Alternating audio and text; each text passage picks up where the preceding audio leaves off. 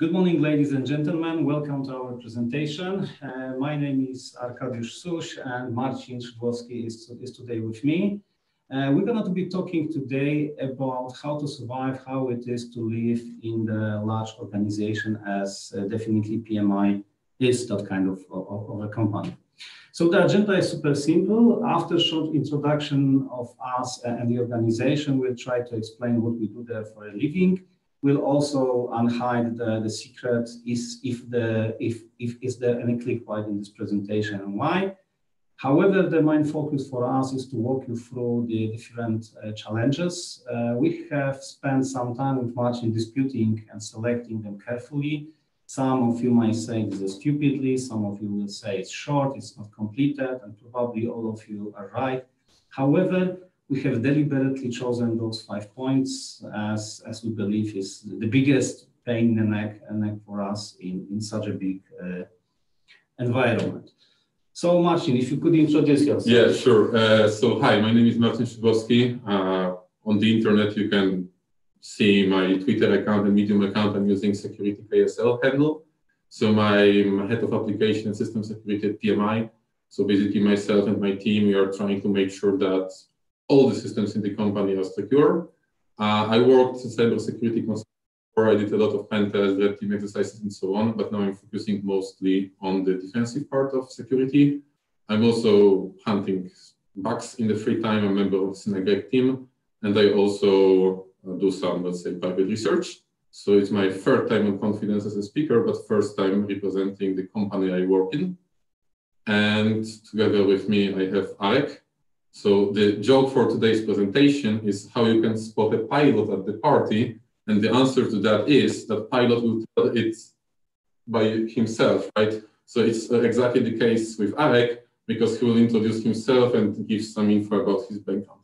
By the way, I brought another joke. Thanks, Marcin, for a short intro. So usually, as you know, we work for PMI. It's a huge international company. So we are dealing with the colleagues from all over the world. And if we try to introduce ourselves like Arkadiusz Suś and Marcin Szydłowski, it sounds like fully encrypted, highly encrypted language to everyone. So that's the joke number 2. What I do at PMI, so I'm a head of SAP Information Security. My ultimate goal is put, if it's feasible, the SAP under the force field and protect it from bad guys trying to break in and steal our top secrets. On top of that, I'm the IT manager, big fan of SAP technology with 20 plus years of experience of both sides, on the consulting side and of the customer side of the force. So who we are? Someone said PMI is like a big animal, like an elephant. It's big, it's powerful, it's not super fast. It might hurt you, but it's also scarce from time to time of the mice. So you can see the figures on the screen. 71 plus thousand full-time employees spread all over the world, plus about 40,000 of part-time jobbers, contractors, interns, temporary workers via Randstads of the world, and of course our colleagues from the vendor side. So altogether, we are the company of more than 100,000 people. We are spread all over the world. We are having more than 100 locations in different countries. In Krakow, we have attracted more than 300 super talented experts. We do everything here in Krakow, from writing code. We have service managers, we have support managers, we have project managers. We run big data, we run security, everything which enables quite a modern organization as PMI is here located in Krakow.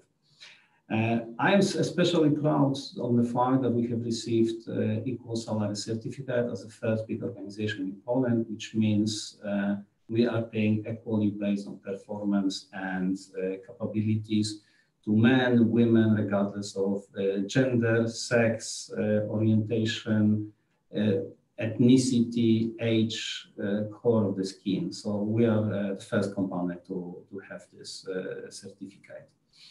33% of IT position is held by women, so we are quite a diverse organization, and 9 departments. You can read all of them from the screen. And by the way, those colleagues you can see on the screen are not model, they are real PMI employees. Thinking about a slightly different perspective, because that was an introduction to the company, but now I would like to give you a short introduction about the technical ecosystem that we live in. Because usually when you think of a big company, the first thing that you will try to do is you will probably go to the internet and search for so-called digital. You'll try to identify what are the publicly available applications of that company, and based on that, you will try to estimate the company size and the company digital footprint, right? And probably you can do the same in our case. The thing is that if you go to internet and you will try to find some information about us, you will probably find some informative pages, you can find some e-commerce web pages and so on. The thing is, and our focus point as well, is that apart from these applications which are available for everyone, we have literally thousands of internal applications which needs to be protected as well. So again, from external point of view, you can see e-commerce applications which are there. But what is really interesting is what we have internally, because we have like applications for research, for operations, logistics, finance applications, applications related to some HR processes. So there is a small zoo when it comes to our internal systems, because obviously you have different technologies, different vendors, and different systems that you need to properly secure. So obviously, some of them are more standardized, like for example, SAP that Alex is going to tell us about. But some of them are, let's say, completely different, introduced by a large group of people over the last, for example, 20 years, right? So again, if you've worked in some global organization, that's probably something which is quite familiar to you. But if you've never worked in such a large organization, yes, that's the reality, right? So you have hundreds of systems spread all around the world in different technologies, and obviously they all need to be secured. A bit about our role and the challenges that we are facing. So last slide when it comes to the intro, and then we are jumping to the actual content. So again, talking about this DevSecOps thing, so coming back to Adam's question from the beginning of the presentation. So again, as you know, we have some of the buzzwords and some of the phrases which are quite recognized across the industry. So just to name a few is DevSecOps, recently Zero Trust or Cyber Resilience. We are also talking a lot about pushing security left. The problem is that these phrases are quite inspirational, but they are not very well defined. So again, even if you go to white papers of Zero Trust security, it just gives you some idea what do you want to achieve in the end, but it's not giving you a very detailed way of how to get there. Similarly with DevSecOps, right? If you start Googling for DevSecOps, probably you will find a lot of articles about tools like SAST and DAST and other tools which you can embed into your product lifecycle to make it secure. The problem is that on the other side of this equation, you have a lot of people who are engineers who are more down to earth, and they are looking for some answers to the problems they are facing, right? So they don't want to hear about DevSecOps anymore because it's not very appealing to them. They would rather like to understand what they need to do to make their application secure, how they should configure their tools, what programming language they should be using. I don't know, are they compliant with all the requirements and so on? So the role of myself and Arek in this company is trying to bridge the gap between this high-level inspirational buzzwords or catchphrases and between these engineers who in the end needs to secure the system and make them compliant with all the regulations. However, there's my comment, Marcin, to what you have just said, related to playing the role of the translators or maybe the middleware or interfaces. Because I know it sounds obvious, I know it seems like a cliche, but I believe it's worth to underline again and again. So we need to tailor our communication vis-a-vis respective stakeholder or interlocutor. For example, Marcin, usually when it comes to security or to requirements, if you ask, let's say, financial VP, what is he interested in, what he would like to take out of his system, he or she will reply, I'm rather focused or interested to see the integrated finance reporting for the whole financial group. However, if you ask an IT specialist or security expert what he is interested in and what he would like to explain, he will tell you about cross-site scripting, SQL injections. So we need to be very careful tailoring our communication for the respective people we talk to. Yeah, it's obvious but important. Yeah, and our goal for today is, as we are on a technical conference, we want to adjust the message. So hopefully you will be able to get some learnings out of this presentation, which you can also implement in your company, or at least, you know, think of it as some potential, let's say, way that you would like to go. One important thing on the slide is what are our main challenges. So I think that, you know, if we think about the root cause of the challenges we are having, this is probably scale. So as I mentioned on the previous slide, at PMI, we are talking about hundreds of thousands of systems, right? So again, and by system, we mean something which runs on top of some infrastructure. So in reality, we are talking about thousands of servers or some system components which you can have in place, right? So again, what we've listed here is some challenges which are a result of huge scale. So robustness of technologies, security versus agility, awareness, visibility, and technical depth. And what we are going to do now, we are going to deep dive in each of these challenges. We are going to tell you a bit more about why we believe they're problematic. And we are going to tell you what are the possible solutions. So maybe let me revert back to this slide because a comment fell into my mind to this one. So we will try to be as open as we can. We'll try to be as specific as we can, but anyway, you need to excuse us that sometimes we will not go into that. Sometimes we will not get into the details of the systems due to, well, security reasons. So just for FYI. Yeah. So when it comes how you should use that presentation, again, this presentation is definitely not a PMI cybersecurity program. It's neither PMI application security program, or it's neither PMI's opinions on cybersecurity or any other topic, right? However, we would like it not to be another corporate slide deck, so we still want to share some technical information, and obviously we'll be very open to any questions. So what this presentation is about. So as is stated here, we are just two security guys trying to share what is going well within our organization, what worked not so well, what are the areas we are still struggling with, and as Marcin said, this is due usually to the size and the complexity of the organization. Again, because it's a technical conference, we will try to be down to earth as much as we can, and we'll share tips and tricks that you can start using in your organization just afterwards. So challenge number one, so you have to know what needs to be protected. Again, sounds like the cliche, sounds like the obvious, but given the size of the organization, we are dealing with two streams of this challenge: visibility, criticality, and control. So in the silos of visibility, we are asking ourselves very often, do we see all the systems? Are we aware about all applications existing? And the answer is yes, to some extent. Because we are struggling heavily with something that is called shadow IT. So shadow IT is the operation, projects, implementation of different solutions without formal approval and without even knowledge of IT. Why is that feasible at all? Because of the size of the organization. With having more than 100 affiliates, we cannot control to the full extent every behavior of every business function of in all those 100 countries. So to fulfill their local needs, very often teams decided to go with the local solutions, and to implement this fast and hassle-free, they miss or work around IT. That's one of the elements.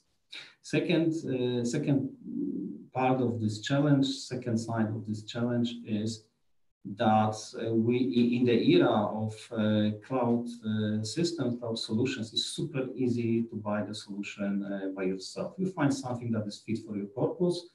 You find it as a SaaS. You pay with your credit card, you expense it, and that's it. And you upload some very often critical or important data into the cloud without proper attention to security, sometimes to also to vendors that are not super reputable on the market. So what we can do about that? Apart from building awareness, we are fighting against this shadow IT with CMDB. Sounds obvious, but having this database up to date with the more than 1,000 different systems is a challenge on its own. There's plenty, dozens of people who are obliged to keep it up to date, but sometimes we are human, sometimes we fail. So CMDB is the ultimate solution. Marcin will be talking about dynamic CMDB that make this life a little bit easier.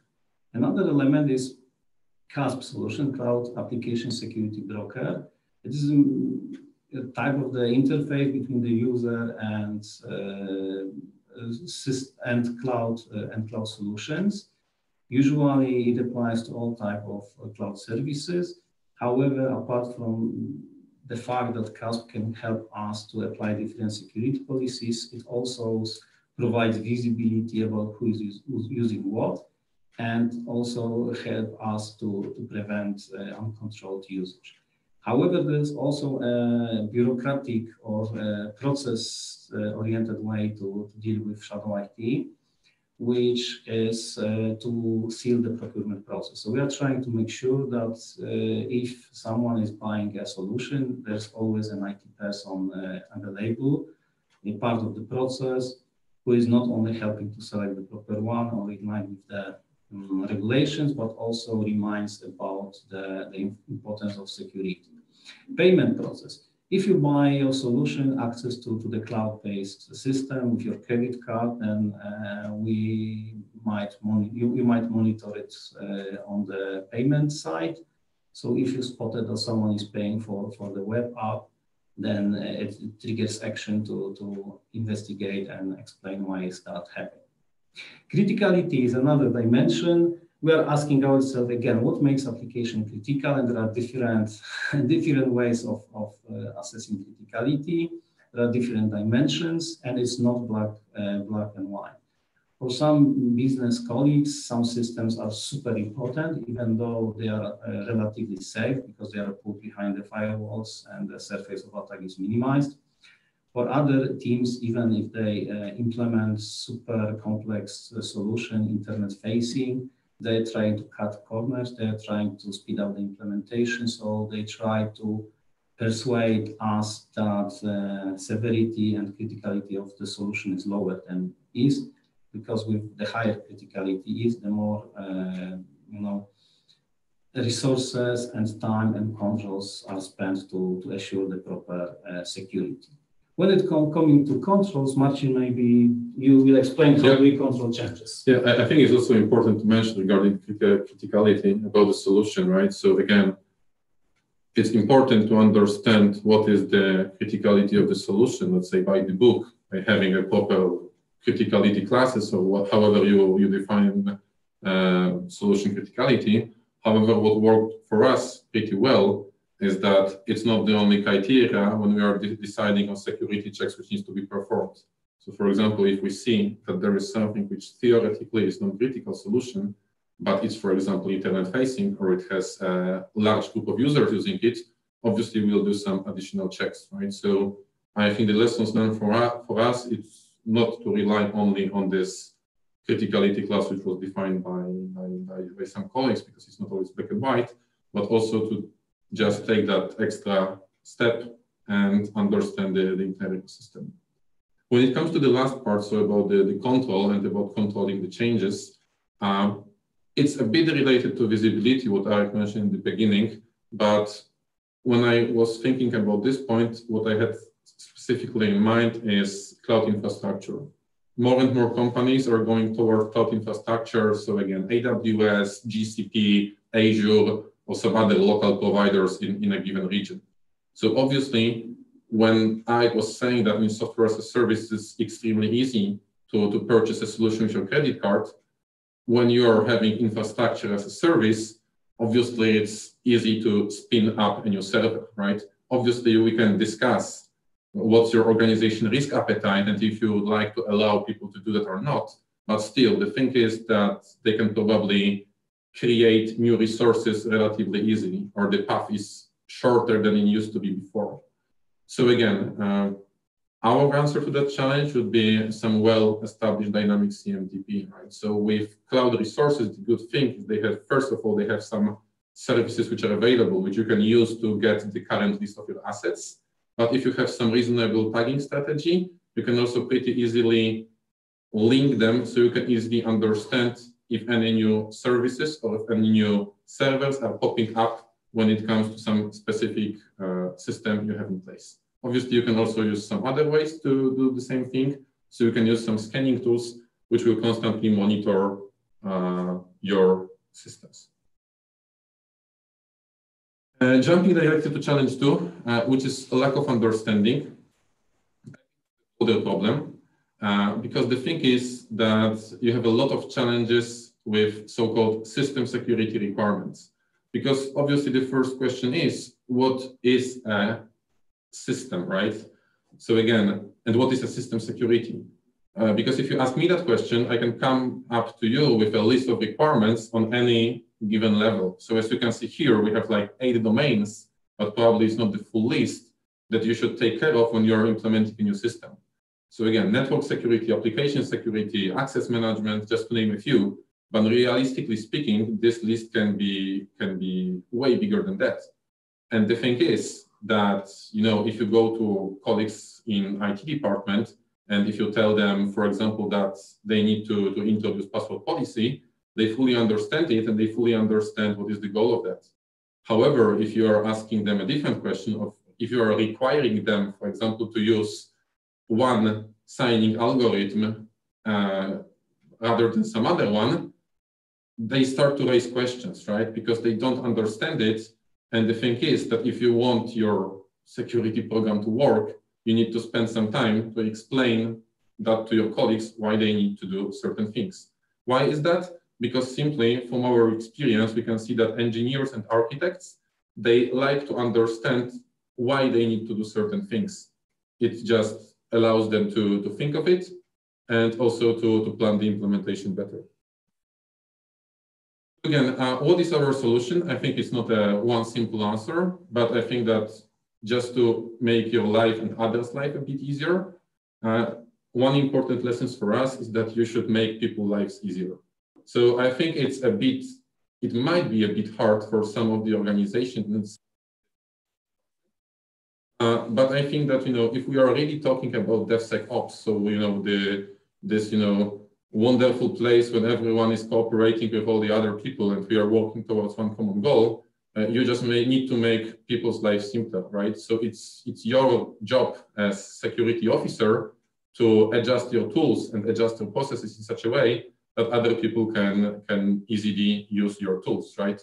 So again, just to name a few ideas, maybe some technical ones, if you can create some libraries or if you can create some templates which can be easily consumed by colleagues in other teams, by software engineers, by architects, which they can pretty much use right away, that will help a lot, right? And I'm not talking here about documents, I'm not talking here about documentation, I'm thinking more about libraries, about images which are ready to use, about container images which are ready to use, Terraform templates, whatever, right? So in general, I think it's quite important to make other people's life easier, answer to their questions right away, and just making security a bit more digestive for them.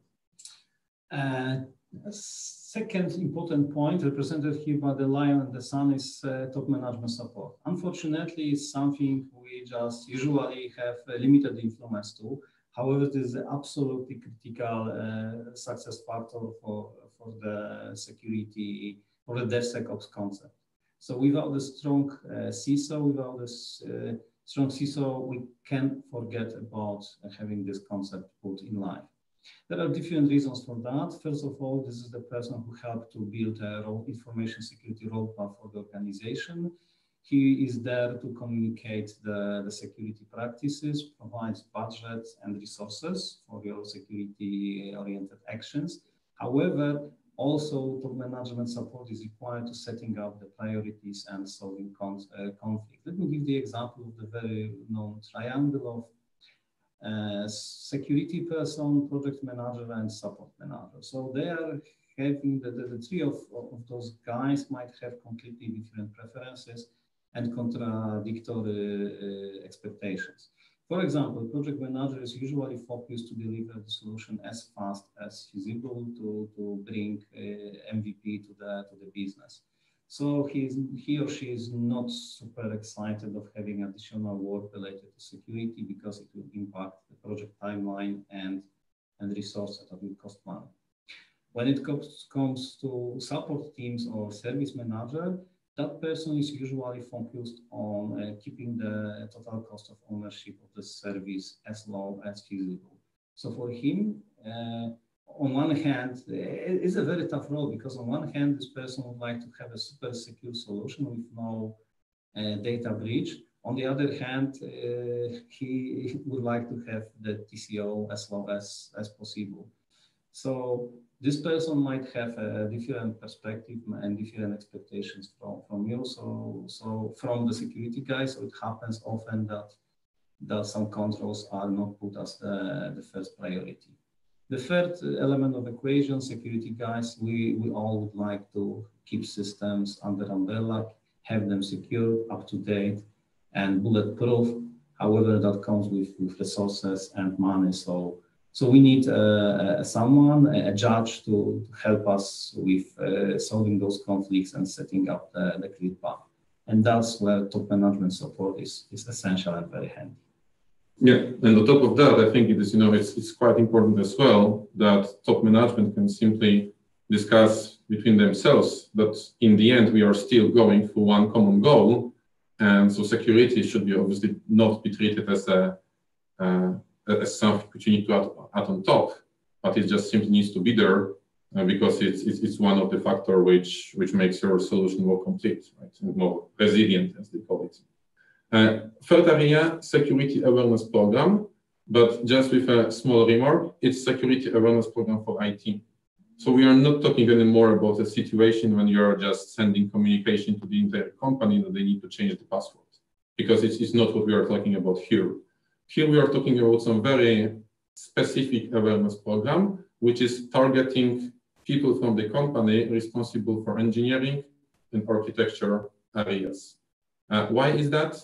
Again, coming back to my previous slide, engineers, they would like to understand why they need to do some things, right? And obviously, if you can give them some examples why they need to do certain things, it will be more understandable for them to, and as a result, they will be more keen to implementing these things, right?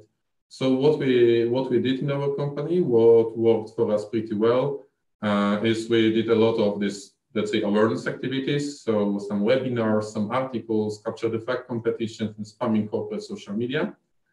So basically, whenever we saw that multiple teams are having some problem regarding some technology or some security feature, we just decided to write an article on that. And these articles were written in such a way that all our colleagues who are using, for example, these tools or who needs to use that particular technique can really understand what is behind. So again, one idea and one of common problem that we see, or that we've seen in the past, is that regarding, let's say, application security testing. So people don't really understand why they need to do static application security testing, dynamic one, software component analysis, container security, and pen test on top, right? So if you are telling them that they need to do 5 activities regarding security testing, obviously it will raise a lot of questions why they need to do it. But if you explain them what is the difference between all of the tools or the activities, and if you explain them what is the idea behind, I think, again, it will be more understandable for them. So the challenge number 3, so minor overlooks that might bring critical consequences to the organization. This particular part I would exemplify based on security of SAP systems. So there are a few challenges. The first one is we are lacking, by we I'm referring to the all employees of all big organizations, we are very often lacking the holistic security on a specific solution. So either we focus on infra security or we focus on the application or authorization concept, but it's not the best, well, it's not the fully established standard, but we are always looking at the systems from the 360 perspective. And given the size and scale of the organization, that might lead to the tragic consequences. So, for example, SAP, so to exemplify this magnitude of the problem, we are having about 100 systems, SAP systems of PMI.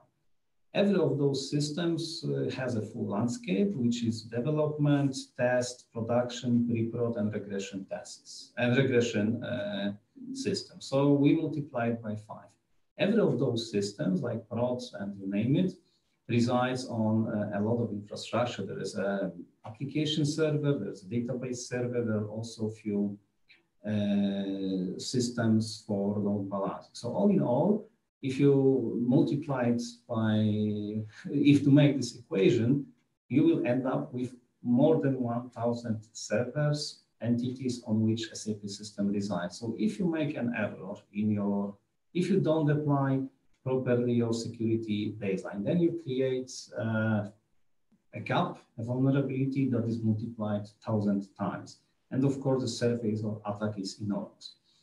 So, for example, when I have spoken to many people about the SAP security, the first topic which came to their mind is usually authorization. So, authorization concept, maybe checking the configuration, but to be honest, that's it.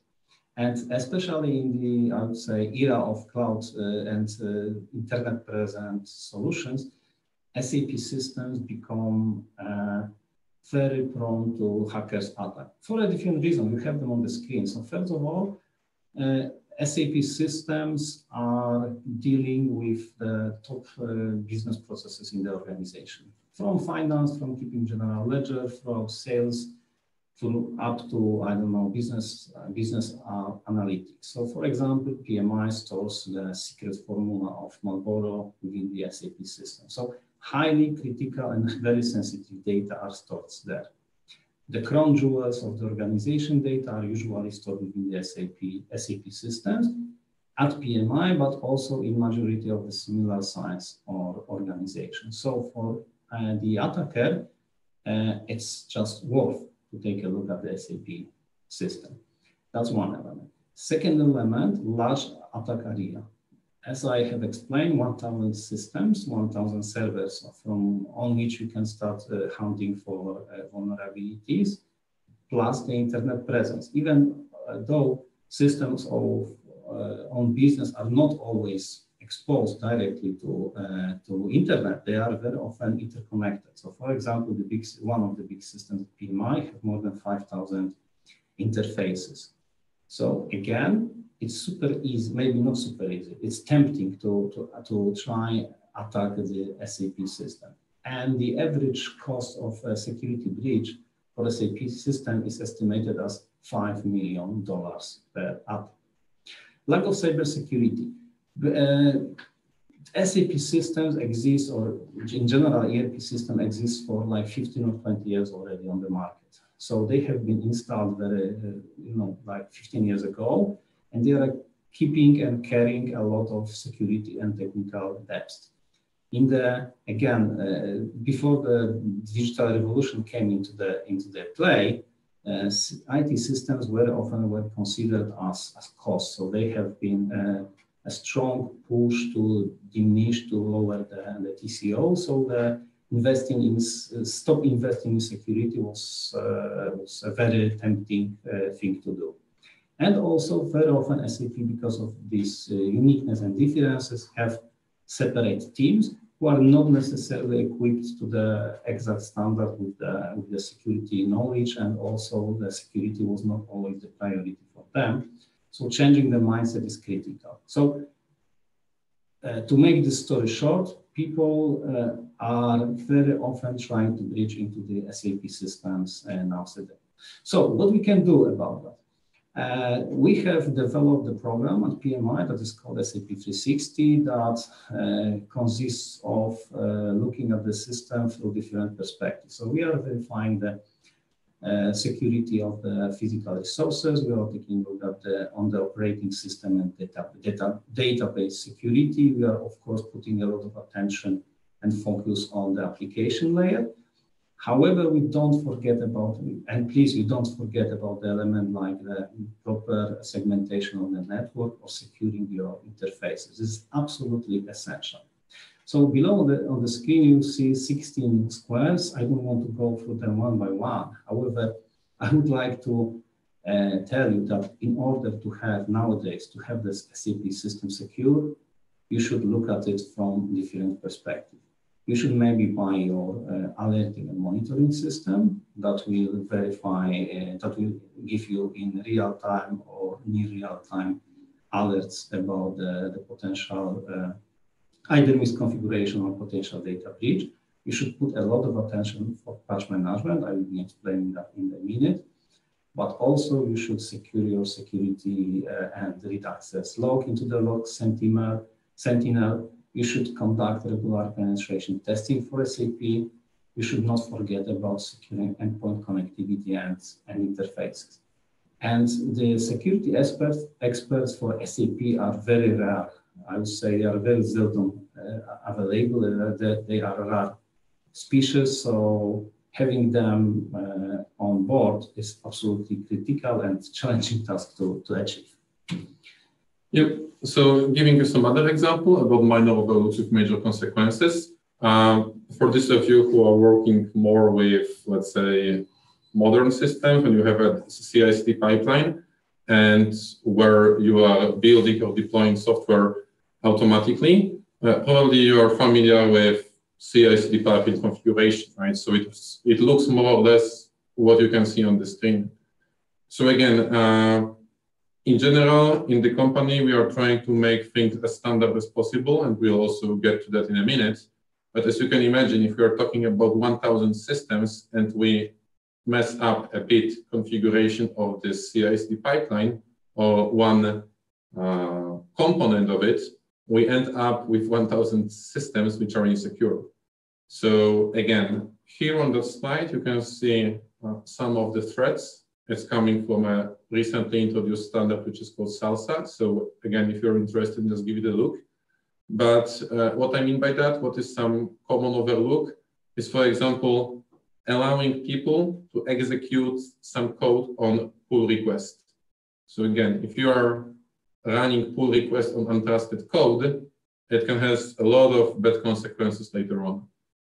Doesn't matter if it's your CI tool or is it a tool to deploy the infrastructure, but recently there were some real cases where this was not properly done, and as a result, anonymous people were able to execute some code even on production environment because of the, for example, improper segregation between the environments.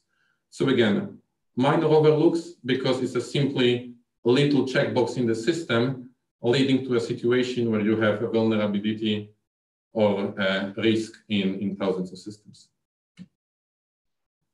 Next thing is security versus agility, and that is super important aspect right now. So basically, probably you know that currently everyone wants to move fast.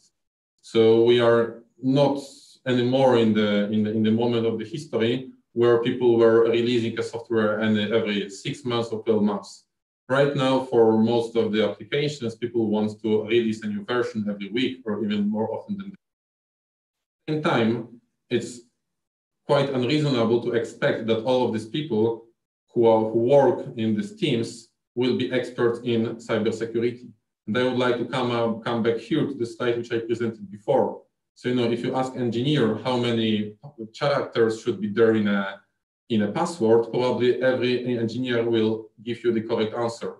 But if you ask them a question, how should they protect themselves from SQL injection or cross-site scripting, the answer is not that clear, especially because, as I said, they are using different frameworks, they are using different technologies. So it's basically super hard for them to do it. So maybe you've heard about this phrase from Henry Ford that any customer can have a car painted any color as long as it's black. So we took quite a similar approach. So, you know, any team can use whatever libraries, architecture, infrastructure modules, as long as they are compliant with our standards, which means they are secure. So the obvious question would be, what does secure mean? So we wanted to introduce, let's say, concept of secure defaults. It is quite a common concept. I think, you know, it's quite widely published. There are a lot of articles on the internet about it.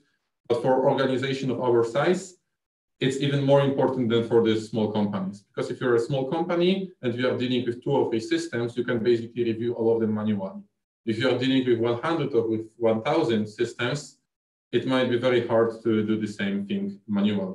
So coming back to initial question on DevSecOps, our answer to DevSecOps would be rather to rely on secure defaults than trying to go into each and every pipeline and verify how many vulnerabilities and how many false positives they do have in the pipeline. So again, just to give you a few examples, because these examples can be literally used to everything in the organization. For example, when you have CI/CD pipeline, you can make a shared library, or you can make a template which each and every team can use in their pipelines. And this template will have security tools pre-configured in them. So basically, instead of relying on people that they would go to their pipeline and properly configure security tools within them, you're giving them, let's say, a module, and you're asking them to embed into the CI/CD pipeline, right? So obviously, it's a bit easier for them. Same for scanning tools, so you are pre-configuring some policies. But in the other areas, you can basically think about different ways to achieve itself. So again, if you are working on languages like C or C++, probably there is no good reason anymore I mean, okay, there is a good reason to use them, but for most of the use cases, you can replace them with Rust. So the difference between Rust and C is that Rust, basically the way this language is built is that it allows you to avoid some vulnerabilities related to memory. So it simply becomes easier for you. Similarly with some modern JS frameworks. So basically it's way more complicated for you to introduce XSS vulnerability if you use some of them. For example, I don't know, React, right? Same for cryptography. So again, it's unreasonable for software engineers to expect that software engineer will understand what cryptography is about. Actually, cryptography is a piece of, let's say, security, which is even hard for security engineers. So, you know, personally, I don't know a lot of people who can really understand all of the technical layer of cryptography, right? So it's same for engineers. It's unrealistic to expect that they will know that. However, there are some secure libraries, secure cryptographic libraries, which you can ask them to use. So basically, if you use TinClay library, it's a library created by Google, the chances that they will make an error in cryptography is way smaller, simply because this library doesn't allow you to configure these things in an insecure way. What about SAP? So what we do, we use pre-hardened server images. We're trying to keep them up to date as much as we can. So in order to install the new system, you install it from the ISO image, and the system is already patched and configured according to the baseline adherence. However, I would like to revert back to this slide with the configuration pipeline. So it is quite rare thing still to incorporate security into the development lifecycle of the SAP system automatically. However, please bear in mind that there are solutions on the market, and at PMI we use one of them, that provides or enforce using of code scanning of SAST into the development lifecycle and also into the configuration. So if there are a new code to be deployed, it goes through the automatic code scan. It may be obvious, however, for ABAP coders, it's not the everyday practice, unfortunately, yet. Also, when it comes to the critical security configuration, it has to be approved. So system does not allow to transport the changes without the formal approval from the respective security officer. Okay, so that's it. And now we are, let's say, slowly going to the last slide of this presentation, which is the last challenge is technical security debt. So again, as we said at the very beginning, we have hundreds of systems. They were introduced by people from all around the world, sometimes with a lot of different companies. We are using different technologies and so on. So, you know, speaking from the technical perspective, some of the systems probably should be already replaced with systems which use new technologies. However, the problem is that the system works just fine. So from the business perspective, it's really hard to tell our colleagues that they need to invest in the new systems and probably invest a lot of money in a new system if the old ones works just well. So obviously, if there are critical vulnerabilities in the old systems, it's easier to do that. However, if the system security posture is, let's say, on a reasonably good level, which means there are some vulnerabilities but not very high, it might be very hard to convince our colleagues to invest in a completely new system. Again, I'm especially talking about the scale that we have here. So we are talking about hundreds of systems. So what would be our solution? I think our solution will consist of two areas. So one is more organizational and the other is more technical. So when it comes to organizational aspect, the standard path to explore and verify the security health check of the existing and well-established system is assess, get clean, stay clean. So assess is to use some standard tools or some available tools to verify the security posture of the solution. And as the result, you have the report, so you know what the vulnerabilities are there. So this part might be automatized to some extent, and it's relatively fast. So if you conduct, even if you put on top the penetration testing, within 2 months, you can understand the security posture of even very complex system. However, getting clean, removing the security debt might take maybe not ages, but at least years. So again, example from SAP world, the complex and the big SAP system can have like 50,000 plus different authorization, different roles and components. So to verify them, to make sure that they are still needed, to check all segregation of duty might take really years, up 1 to 2 years. Phased and clean should be always automatized to the extent it is feasible. So alerting, monitoring solution plus, are very handy. I put deliberately an additional bullet to patch management process because for some legacy systems, we cannot patch them anymore. They went out of the support from the vendor, from the producer. However, for others, we need to be very careful about applying the proper and coherent patch management processes. Let me give you again one example from the SAP world. So SAP is a very complex systems with plenty of modules. Sometimes not modules are being used. So there is a temptation not to implement patches to those not used modules because of lack of knowledge, because to cut corners, to speed it up. So we have discovered some systems that have not been patched for 7 or 10 years, not completely, but those unused business modules have not been upgraded, because there were very severe vulnerabilities there. So be careful about patch management process. Make sure to reduce the surface of attack. So if you don't use a system, just shut it off. If you don't use a module, just remove the configuration and apply thorough patch management process on top of that. Also, talking about shutting down the system. Very often there's plenty of systems that are running only for some reporting and for legal purposes, so there are no more. They are no more operational. No one is conducting any transactions there. So instead of keeping them up and running, the strong recommendation is to attack those legacy systems, figure out the most important reports and extract those reports to your business warehouse solutions like Power BI, for example, or to merge the same set of systems for, I don't know, expenses, for example, into one instead of having 10 local systems. Archiving data is also a very important one. So make sure that you understand and you secure the whole process of archive data, that the data archived are also securely stored. Again, very obvious, but sometimes not in line with the requirements and best practices. Much technical aspects. Yeah, when it comes to technical aspects, I think what is important to mention is that application security can be on multiple layers. So even if you have some vulnerabilities inside your application, you can still do a lot just to protect yourself from the attacks.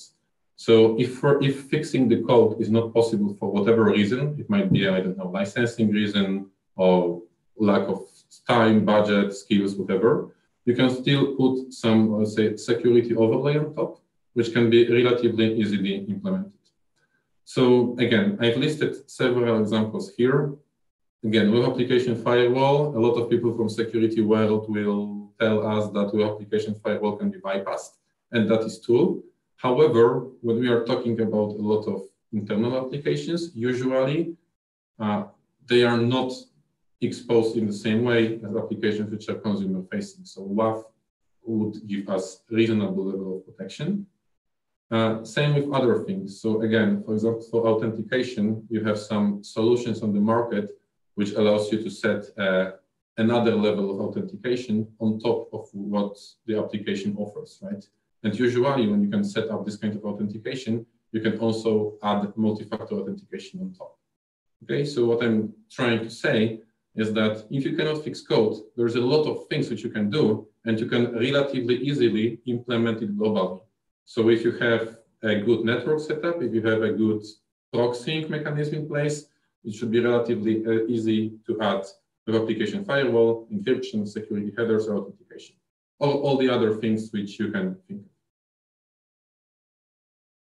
So that's it from us for today.